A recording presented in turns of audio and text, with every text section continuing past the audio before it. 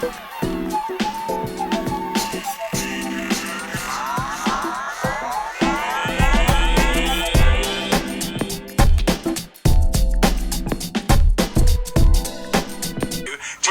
her that she can return to Lallybroch. She refuses, saying that if she goes, she will be powerless, trapped like a dragonfly in amber. Okay. So basically, he's saying that what she says. Yeah, I think all of these are going to be upside down. Can it be flipped? Oh yeah.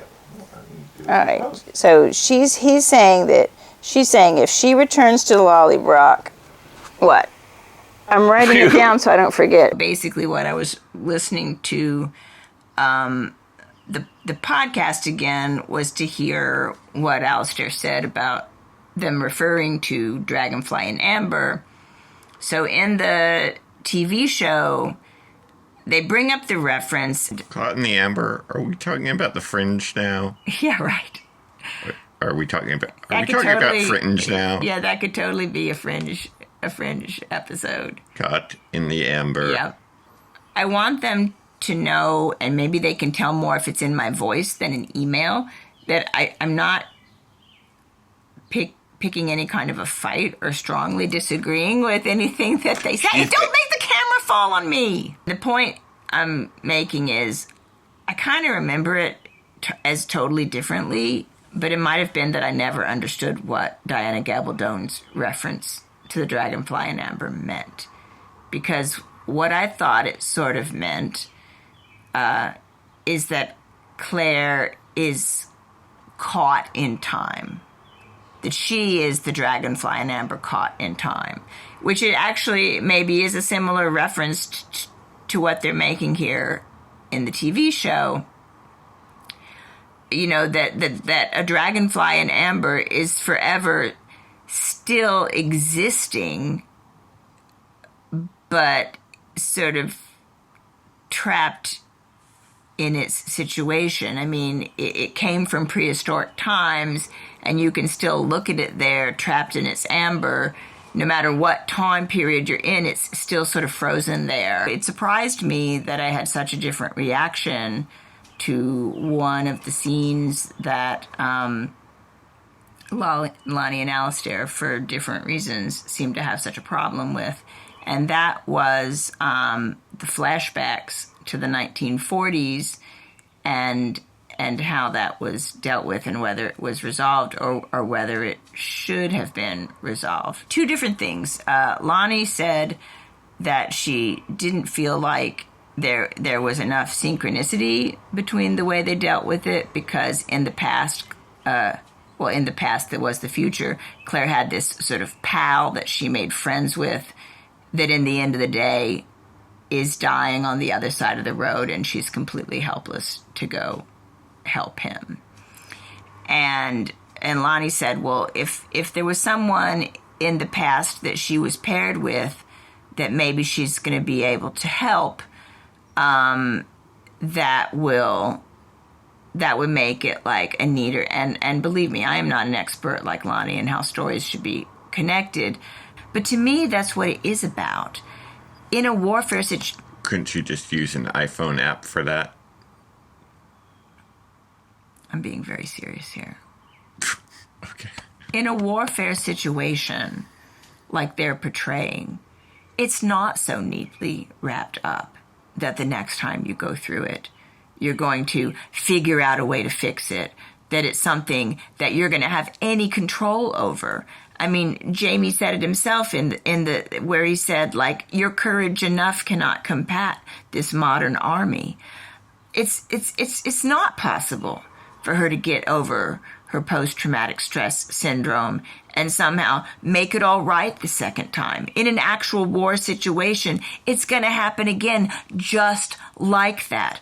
Your friend is going to be dying on the side of the road, and there's not going to be anything you can do. Now, it may be true that she ends up helping Angus somehow. And then as far as Alastair had a big problem with her keeping it from Jamie. But I think it's true that she doesn't know what she's going through, and she doesn't want to add to their burden by bringing them into this whole psychological situation she's having that she doesn't understand. To me, that rang totally true. And this is one case where they dialed back the use of the voiceovers. And I totally, in my mind, got what I think what was going on without them. But other people, including Alastair, seem to have interpreted it entirely differently. And the other thing is, and I think that Alastair even pointed this out, we're in the 21st century, and PTSD is a very real thing to us. Even the term is new. And she comes from the 1940s and hasn't even been back in the 1940s in the post-war period to understand how that's affecting people. She went directly to the past from there. And in the 18th century, they certainly have no sense of it. So it's not fixed because nobody understands it and knows how to fix it.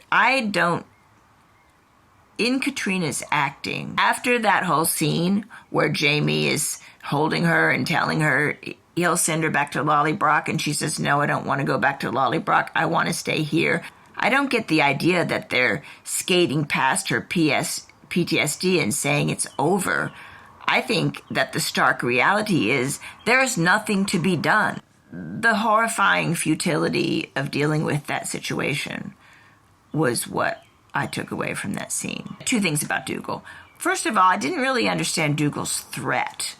Like, is he blackmailing her that if you don't help me, I'll tell Jamie about your pact? Or does he just mean, oh, your word is that you still have to marry me if Jamie dies in this battle, so don't you want to help save him so you don't have to marry me? Like, I wasn't really sure exactly what his threat was.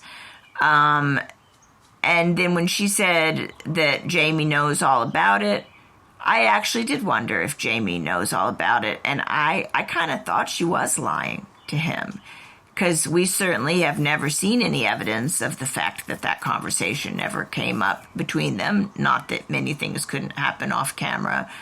But I kind of took that as she's thinking, I better tell Jamie this real quick before Dougal brings it up.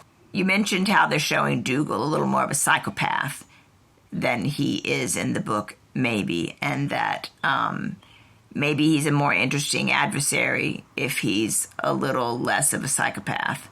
I kind of think that they're doing that in the same reason they tried to redeem Leary. I think that in the same way, oppositely, they're trying to paint Dougal as more of a psychopath and a crazy person to justify something that's going to happen this season. Graham McTavish has made Dougal such a beloved character, even as a bad guy, that I think they need to make sure they paint him as a total psychopath so that TV audiences will be prepared. But yeah, Zork is completely not interested in Outlander. He only watches it because he likes to lie in bed with me and watch something on TV that I will sit still and watch. And he watches so many things that I will not watch, like The Walking Dead. And her Don't torture shake porn the show, bed and make the camera fall on me. her torture porn show gets her hot and bothered while in bed.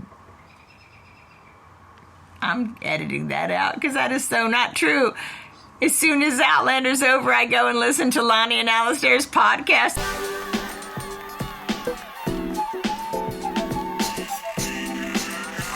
You saw through the whole episode last night. You know I've gotten confused in this whole thing with you saying Dragonfly and Amber, because isn't that from your other show? What other show? Firefly. Oh. Was there a Dragonfly and Amber in Firefly? Maybe. Lani and Alastair will know that because they're Firefly freaks.